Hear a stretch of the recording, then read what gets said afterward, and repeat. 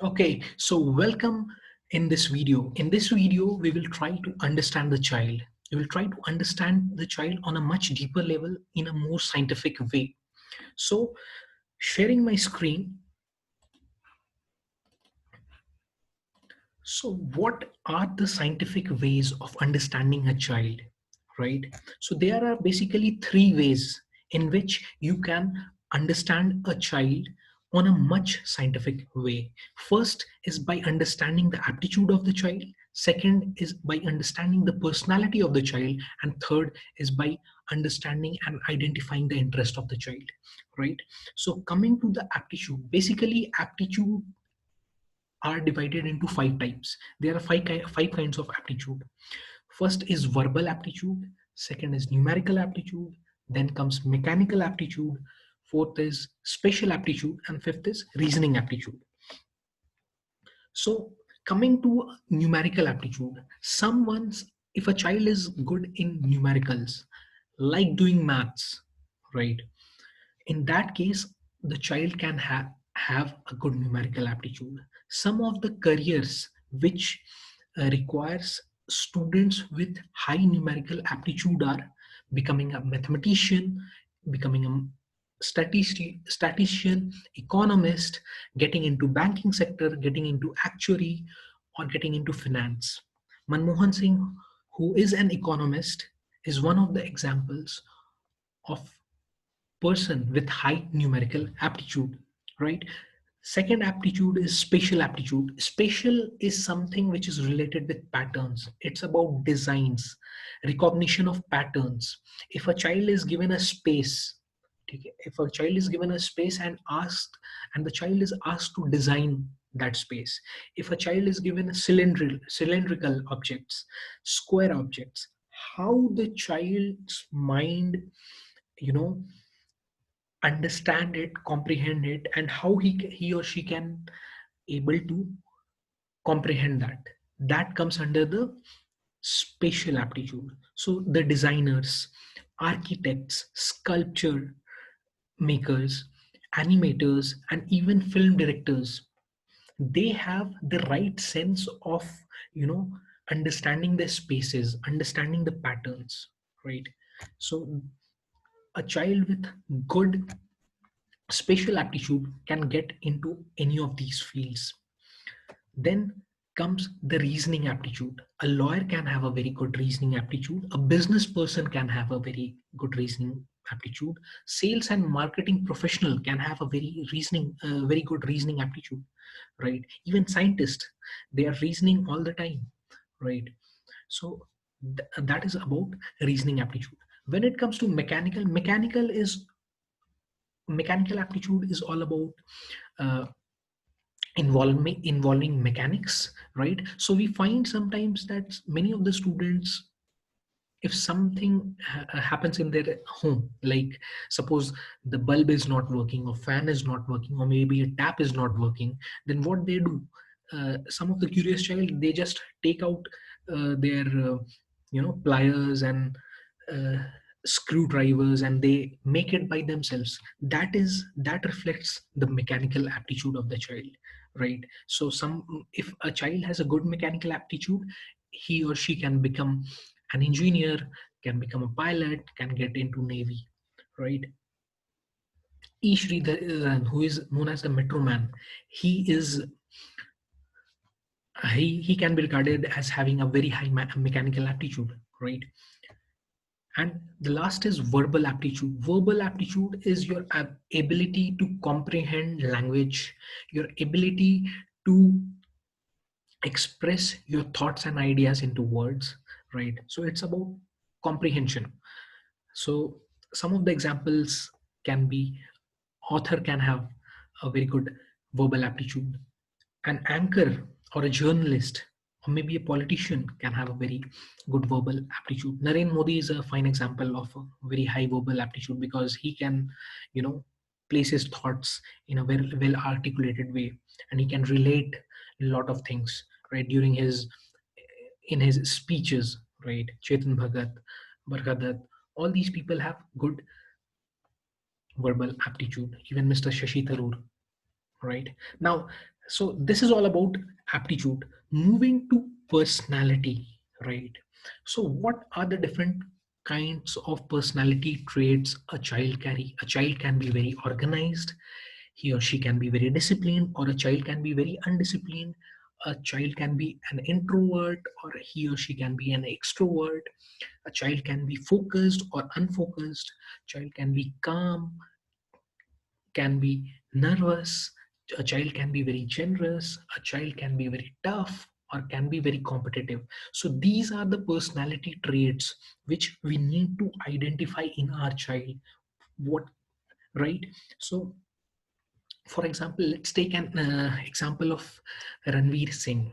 So this guy is very experimental. He tries to do new things. Like, you must have seen some of his experiments which he keeps on doing, right? He came in an outfit which resembled like a skirt, right? So that is his personality. He's very experimental. Second, he's very enthusiastic. Always you will find him full of energy. He's also very imaginative. That's why he's able to, create his thought process into uh, his actions.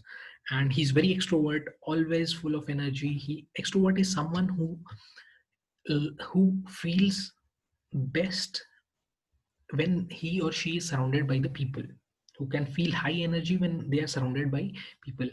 Introverts are people who feel high energy when they are high energy in solitude, when they are alone, right? Coming back to Ranveer Singh, he's impulsive, he's strong, right? So these are some of the personality traits which Ranveer Singh carries.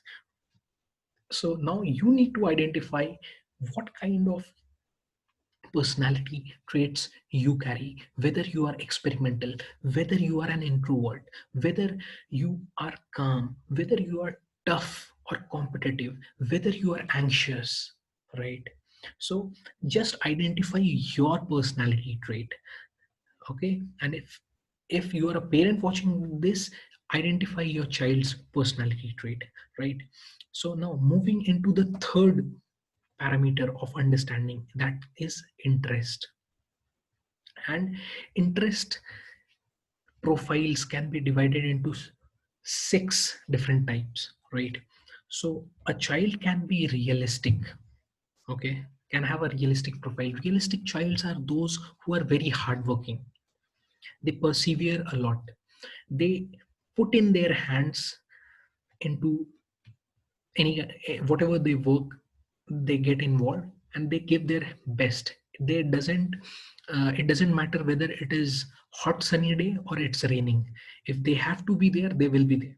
So that is like realistic uh, interest. So an engineer can be very realistic. An architect who has to work in different climatic conditions, who have to work at different outdoor places, can be very realistic. Defense people, people who are working in the armed forces, are very realistic because they are 24/7 ready in any of the circumstances, right? Second is artistic. An actor can be artistic, a musician can be artistic, right? And let me tell you, even a surgeon who carries surgery can even be artistic. Yes, you heard it right. A surgeon can also be very artistic, okay? Then comes the investigative interest. Lawyers, scientists, psychologists, doctors, economists, all these people have investigative approach. They are constantly under investigative mode. They are trying to find out reasons, right? So these are some of the professions in which, if a child has investigative interest, can get into.